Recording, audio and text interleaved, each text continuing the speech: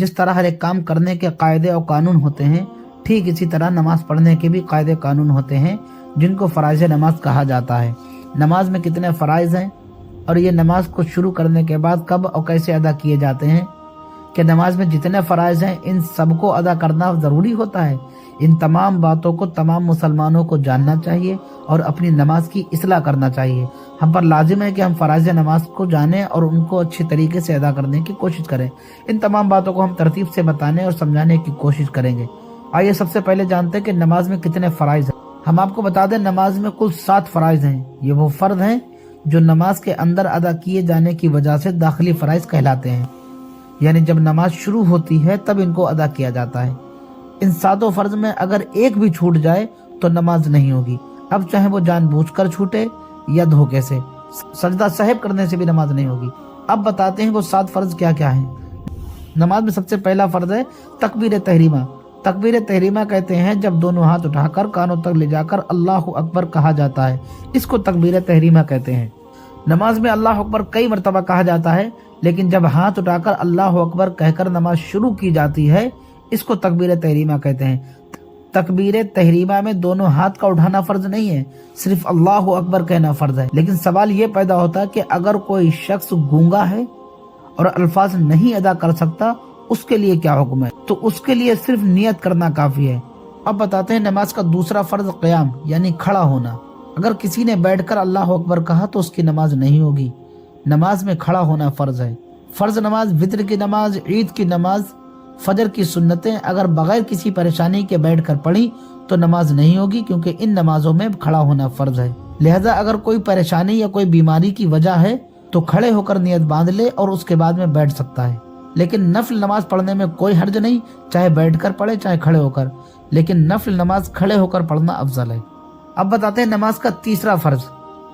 नमाज में तीसरा फ़र्ज है क़िरात, यानी कुरान मजीद का इस तरह पढ़ना कि एक एक हरूफ समझ में आ जाए। सूरह फातिहा का मुकम्मल पढ़ना और उसके बाद में एक आयत का मिलाना फ़र्ज है। अगर कोई शख्स सिर्फ सूरह फातिहा पढ़कर रुकू कर ले तब भी उसकी नमाज नहीं होगी। सूरह फातिहा यानी अलहम्दु शरीफ के पढ़ने के बाद एक आयत का पढ़ना ज़रूरी यानी फ़र्ज है। लेकिन एक बात हमेशा ध्यान रहे, नमाज में सूरह फातिहा और सूरत जब ही पढ़ेंगे जब हम अपनी नमाज पढ़ते हों, लेकिन इमाम के पीछे जब पढ़ेंगे तो बिल्कुल खामोश खड़े रहेंगे। हदीस पाक में है, जाबिर रज़ियल्लाहु ताला अन्हु से रिवायत है कि हुजूर नबी करीम सल्लल्लाहु ताला अलैहि वसल्लम फरमाते हैं, तो जो इमाम की क़िरात है वही मुक्तदी की क़िरात है। लिहाजा इमाम के पीछे जितने मुक्तदी हैं सबको खामोश रहना यानी चुप रहना फ़र्ज है। अब बताते हैं नमाज का चौथा फ़र्ज रुकू है।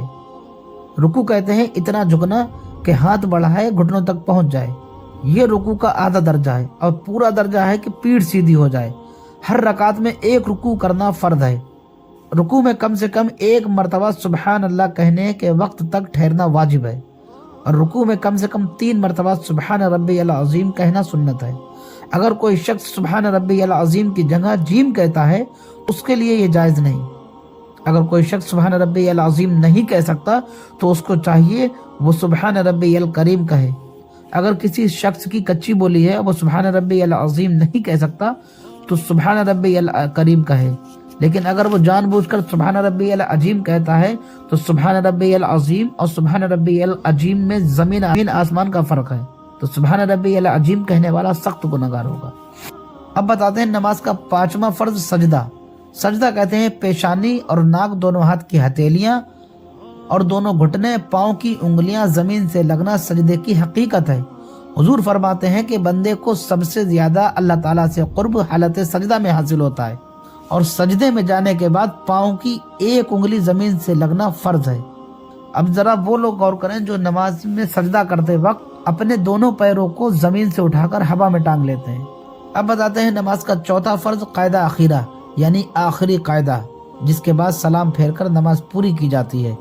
नमाज की रकातें पूरी करने के बाद कायदा आखिरा यानी इतनी देर बैठना फ़र्ज है जितनी देर पूरी अत्तहियात यानी अत्तहियात से लेकर व रसूलों तक पढ़ा जाए, ये फ़र्ज है। हदीस पाक में है कि हुजूर नबी करीम सल्लल्लाहु ताला अलैहि वसल्लम फरमाते हैं, अत्तहियात में उंगली का इशारा करना शैतान पर धारदार हथियार से ज़्यादा सख्त है।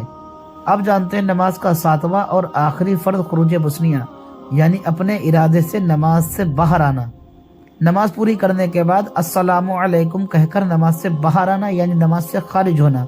मुक्तदी को इमाम से पहले सलाम फेरना भी जायज़ नहीं और इमाम के आगे मुक्तदी का कोई भी अमल करना जायज़ नहीं। न सजदे में इमाम से पहले जाए, न रुकू से पहले इमाम से उठे, न रुकू में इमाम से पहले जाए, न सलाम इमाम से पहले फेरे। अल्लाह ताला हम सबको तमाम फ़राइज़, तमाम शराइत के साथ नमाज़ पढ़ने की तौफीक अता फरमाए।